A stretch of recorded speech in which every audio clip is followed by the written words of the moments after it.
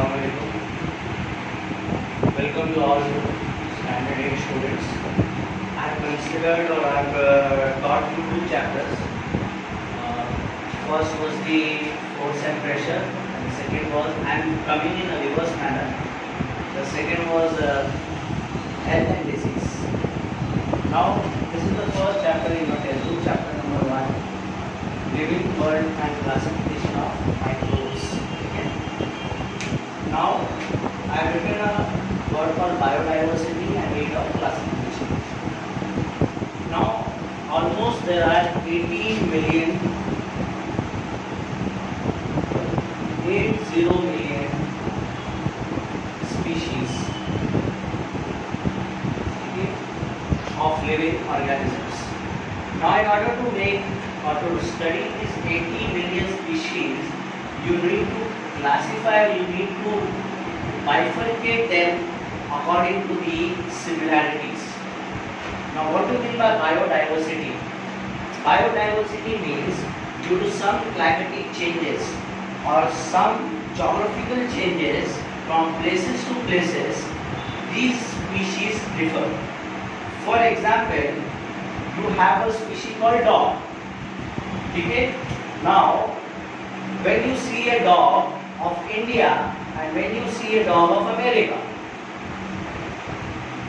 okay, there will be in some difference as to you will identify this dog is not of India and this dog is of America. Students have so much of specialty that they can recognize or identify the dog of Mumra also. So what is that? That enables them to identify a dog from India and dog from America, because there will be some diversities in them, there will be some changes in them which resembles them to that area. So depending upon some geographical or some climatic changes or geographical changes,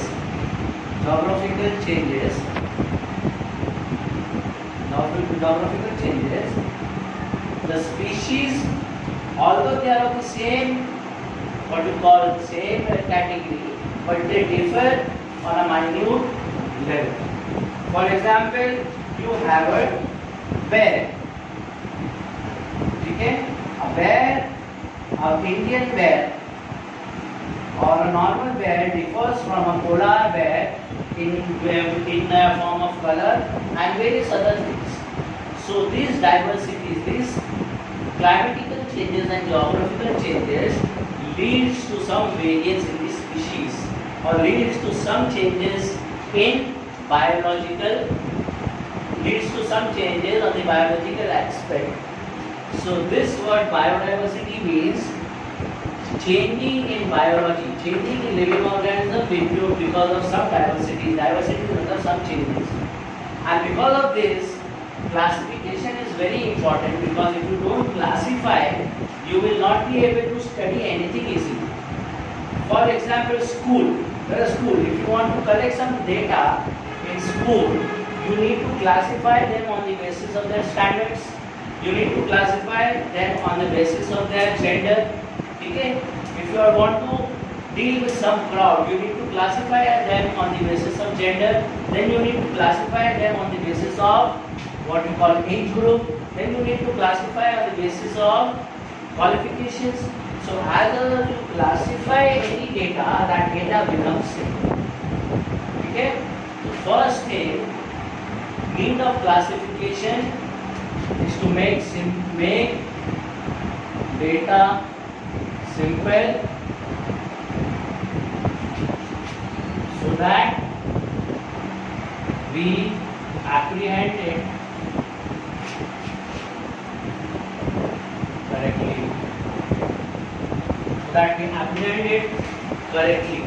So that we understand it correctly. And we make people understand easily. This is the need of classification. Now, in this chapter, the microbes are classified on the basis of cell, organism, mode of nutrition and lifestyle. Now, complexity of cell. There are two types of cell, prokaryotic and eukaryotic. Eukaryotic cell will have everything enclosed in membrane, or you call eukaryotic cell is a sophisticated cell. Prokaryotic cell is not having cell organelles or parts enclosed in membrane.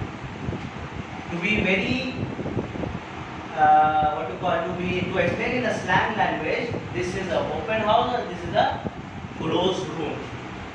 So depending upon the complexity of cell, the organisms are divided into prokaryotic and eukaryotic. Okay? Eukaryotic is nucleus enclosed in membrane, and this is cell, organelle not enclosed in membrane. Complexity of organism, either the organism will be unicellular or it will be multicellular. Mode of nutrition. Mode of nutrition means how it obtains its nutrition or food. Autotrophic, saprophytic and heterotrophic. Auto means on its own. Now plants can manufacture or produce their own food, so they are autotrophic, they don't rely on anything else. Saprophytic means they depend upon some agent. They depend upon, they decompose thing and depend upon some agent. That is, example of that is fungus. And heterotrophic are animals. What do? They eat and they digest in their body. So heterotrophic are animals. So these are the three types. Autotrophic, manufacturing on its own. Saprophytic, decomposing and taking the matter and nutrition. Heterotrophic is taking the matter inside the body and then bifurcate into various components or digesting the food. Lifestyle, there are three types of lifestyle. Plants, they are producer. Animals, they are consumers. Consumers means they take the thing from producer. Matlab animals eat plants, and after animals die, they are being decomposed by various things. So there is a cycle. I am drawing a cycle. Producer, it is being taken by consumer, okay, and decomposers. What happens? These producers are consumed by the consumers. When they die, they have been decomposed, and because of that decomposed matter, decay, that helps for the plants to get produced. So this cycle is there in our universe, so that this cycle is maintained and the normal lifestyle of everything is being well calculated, and it is fixed in a system. So classified, microbes are classified on these four parameters: complexity of cell, complexity of organism, mode of nutrition and lifestyle. I told you complexity of cell is prokaryotic, eukaryotic. Complexity of organism, unicellular, multicellular. Mode of nutrition is autotrophic, saprophytic and heterotrophic. And lifestyle is plants, animals and fungi. One is producer, plants are produced. They produce on their own and they grow. Consumers, they take from consumers to consume to take, and decompose means to break them into small parts after that so that the balance is well maintained. Now what you have in next topic in this chapter, you have 5 types of kingdom. You need to study their structure and you need to study their what you call characteristics. Kingdom 1 is Monera, Kingdom 2 is Protista, Kingdom 3 is Fungi, and Kingdom 4 is Plantae, and Kingdom 5 is Animalia. These are the 5 kingdoms we need to study in the next chapter or next session or next video. Living world and classification of microbes. I explained you about the biodiversity, I explained you about why classification is important. Then on some basis, classification of the living world was done. Now I focus on this part, living organism. Any organism which has got what you are living is called living organism, may it be considered from a minute amoeba or bacteria to the level of blue whales. Any organism which is doing respiration, which is growing, is known as living organisms. Okay? Basically there are 2 parts, living and non-living. So this living organism which is there in the whole universe or whole world, it is divided into 2 types. prokaryotes and eukaryotes. Now what is this prokaryote and eukaryote? Depending upon the complexity of the cell, I told you prokaryotes are living organisms which whose cell is not well defined or not that developed. The nucleus is not well developed, it is not inside the membrane. But eukaryotes, the cell, the nucleus is inside the cell membrane and the cell is well developed. The prokaryote unicellular. Then there are two types: unicellular and multicellular. Unicellular means one cell organisms. In that there is one kingdom called kingdom 1. Kingdom 1 is kingdom 1 is known as Monera. I will explain you what are the characteristics of Monera. Then eukaryotes, unicellular, multicellular. Uni means one, multi means many. Unicellular, eukaryote type unicellular, there is kingdom 2. Kingdom 2 is the protista. And multicellular means there are three types of kingdom: kingdom 3, kingdom 4 and kingdom 5. Kingdom 3 is fungi, kingdom 4 is plantae, means all plants, and kingdom 5 is animalia, means all animals. Okay? These are all the things, living organism. This chart is very important. This chart is very important, so you need to remember it. It can be asked to draw, it can be asked to complete the chart, and this is very important throughout your life. Now you must be thinking, where do we stand? So we stand in multicellular. Our cell is well defined and we are multicellular and we are a type of animal, so we are in the kingdom 5. Okay? Now what is this kingdom 1, 2, 3, 4, 5? In all this kingdom, okay, you know the word of kingdom. Kingdom means any ranch, any territory. So kingdom 1 is Monera, kingdom 2 is Protista, 3 is fungi, 4 is plantae, 5 is animalia. Kingdom 1, as you see, it is the prokaryotic type unicellular. So you can write it is having prokaryotic cell and it is unicellular. And it is autotrophic or heterotrophic. What do you mean by mode of nutrition? Autotrophic means one which develops or produces food. Heterotrophic, dependent on another.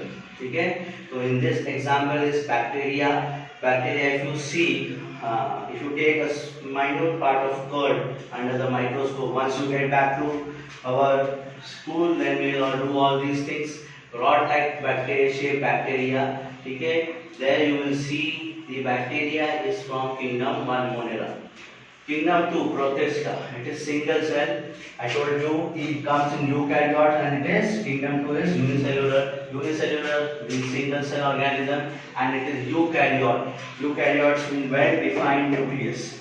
Okay, and again it is autotrophic or heterotrophic. Autotrophic means one it produces food and the second heterotrophic means dependent on another.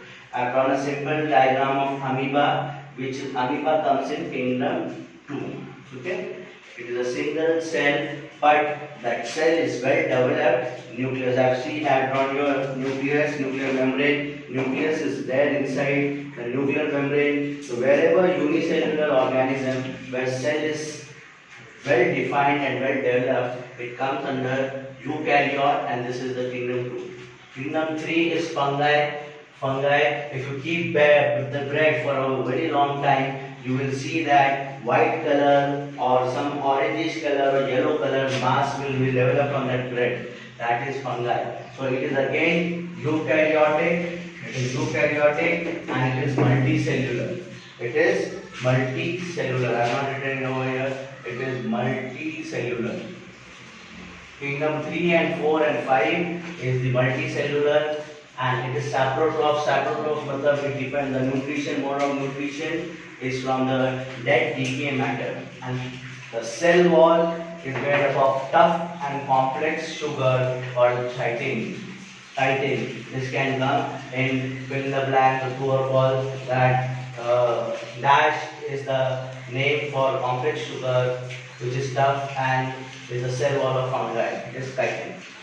Kingdom 4 and kingdom 5 is plantae and animalia. Okay, plantae, both of them is multicellular and cell is well developed. The difference between plant cell and animal cell is, in plant cell wall is present, and in animal cell there is no cell wall. Okay, and plants they do what you call photosynthesis, so they are autotrophs. Okay, they perform photosynthesis, whereas animalia are far away from photosynthesis. So this is all about the living or bifurcation of living organisms. Okay, just you need to remember this chart and you need to know every terminology in this chart as to what is prokaryote, what is eukaryote, what do you mean by unicellular, what do you mean by multicellular, and the name of the kingdoms. And these three characteristics of both. Now you will be telling that I have not written the characteristics of plant and animal. Okay, it is very easy. It is a homework for you that you develop and write on your own the characteristics of animalia and cell wall. Animalia, you can write your characteristics. That will be there is a system for digestion, okay, and respiration, okay, expiration, okay, all these systems are present over here. And animalia and plant are also further divided, that you will study in higher classes. And I am giving you a homework wherein you need to write or you need to Google the characteristics of plant and animal.